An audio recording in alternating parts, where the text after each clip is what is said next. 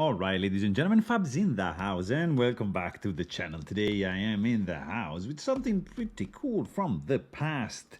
Because yeah, these are Reeve knives, yeah, these are Sebenza, yeah, but these are Sebenza 25, guys, with black carbon fiber inlays. This is a BladeHQ Exclusive. We're gonna check it out in a second, but you know what you can check out as well? You can check out Fablades.com and at Fablades on Instagram and see what's going on there. Maybe there's something you're gonna like. Maybe, I don't know, you can share something. You know what else you can do? You can leave a comment. You can like, subscribe right over here. It's all happening down here. Check the description. I don't know, maybe you'll find something happy that's gonna make you happy. Nice leather pouch that comes, of course, with this beauty right over here. Let's see what we have. This is the old packaging. Today there's a new, nicer and fancier packaging. This is a decal that, of course, is coming right over here. The date of birth, certificate of authenticity, some information, a lot of papers going on over here, and boom, look at this. Yeah, we are getting some nice styrofoam kind of thing going on. You have the knife, lanyard, Loctite, and fluorinated grease. And of course, you get the tool to take this beauty apart. Look at this fella, well worn in. This is a gorgeous, gorgeous knife. This is a Sebenza 25. I mean, I wouldn't say large 25 because there's no small 25, but still, that is it. We have 9 centimeters for the blade and 12 for the handle. Overall, this fella is 21.5. So this is like a small Sebenza 21, all right? And this is a large Sebenza 21. So you see, same thing right here. All right, not the same thing down there. I want to show you another couple of guys right over here. I got a Holt Bladework Spectre and a Haptic down here. Check it out. Fancy stuff, yeah, but I mean, sometimes you like to see Duckling and Duck from Cody Utzler just right next to your Sebenza 25, and there you go. It's right over here. But yeah, I'm just gonna show you a Shiro because you know that I like these guys, Neon and F3, just to give you an idea that this is right in between these two beauties from Custom Division, Shirogoro. But here we are to talk about the Idaho-made large, let's say large, Sebenza 25. Look at this, 25 years after this Sebenza was released, we got this new iteration of the Sebenza, which is, the work knife. It's the evolution of this fella, and we are going towards the 31. So this is in between. This is pretty much the missing link between these two guys, right? In between, we have this guy right over here, and that happened right in between those two. In fact, has some things from both the 21 and the Inkosi. So, pretty cool titanium frame lock, satin, polished flats. You get carbon fiber inlays, which are chamfered in two elongated but a little bit curved inlays. Right over there, you have a wider, bigger, stronger, fatter pivot for the blade right there. Huge stop-in, also oversized compared to the Sebenza 21. Standoff, which is allocating a lanyard hole option and chamfering for the lanyard just to flap around. So pretty cool.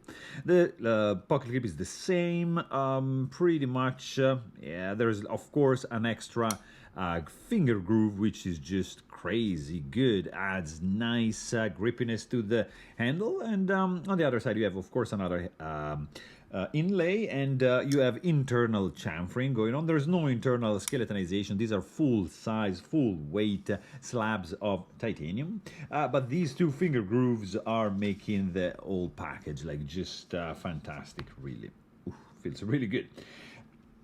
There's no backspacer, of course. Blade is beautifully centered, as pretty much in every Chris Reeve knives you're gonna own. Safely recessed tip, so no problem. You're not gonna be able to snag that thing. The design language is pretty cool. I mean, you have a classic handle, a classic drop point blade is pretty good. The pivoted spinning, super simple construction, very straightforward to take this guy apart. You get 2 screws for the handle, 1 for the pivot, and you're done. You get a set of washers on the inside which are keyed in, so it's not gonna be an issue whatsoever. So also you don't have any stainless steel lock face insert because you have a ceramic ball as an insert, so that thing is gonna reduce and actually eliminate the lock stick. This is a little bit late lock stick, but you have to consider that the lock stick is not like this, ends like over here like it would be on a 21, so it's a little bit earlier. So I would say this is 50%, right? Because the ball, you have to count, yeah, it's 50%, so that is very good. So the action is amazing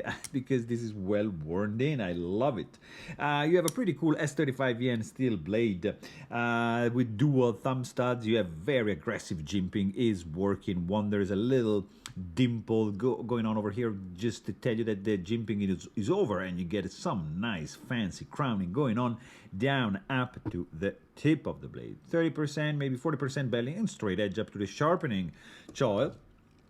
Let's check the thickness. You get 3.5 millimeter thickness for this blade, which behind the edge is a little, yeah, 0.7 millimeters. So very, very good indeed. Beautiful stone washed blade. You have a very, very interesting hollow grind. You have a nice flats. Everything is just pretty well done, guys. Very, very good indeed. The sound, look at this. Ooh.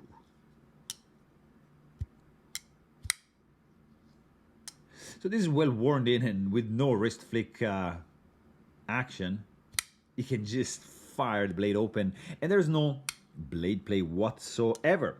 Let's check the weight on the scale for this fella. It's not too much. It's gonna be all right for a knife like that with no internal skeletonization. You get 138.9 grams. So very, very good. You get some heft to it. It feels really good in the hand. You have a little bit of a hot spot from the pocket clip right over here, which is tip-up carry only. It's not reversible. It's just gonna be staying on this side, and you see this much knife is gonna be sticking out from the pocket. So pretty good. You don't have much sharp edges except for this hot spot right over here. Love these finger grooves are wrapping. When you wrap your fingers around the handle, is just very good. Jimping absolutely functional. This thing is glued into my hand. You can actually do a nice reverse grip. You get like this room for these 2 fingers, and feels just very good. So the accessibility for the lock bar, of course, is nice. You see, like you have enough room to access that, disengage, and just close the knife. That's very, very good. I have also like something else to say, because these slabs are thick and this thing is solid. It just really feels robust in the hand. This would be the keyword. I mean, there's no flex, no blade play, nothing. This thing is super simply well put together, and it's just like a solid workhorse, something I could rely on. It's running on phosphorus bronze washers, of course, which have some reservoirs for the fluorinated grease that you can put, and it just gonna it becomes smoother and smoother with the use. This thing is just like a pleasure to open and flick it open.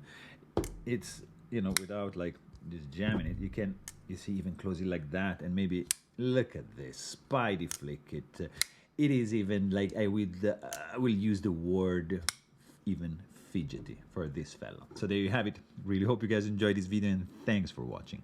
Stay tuned.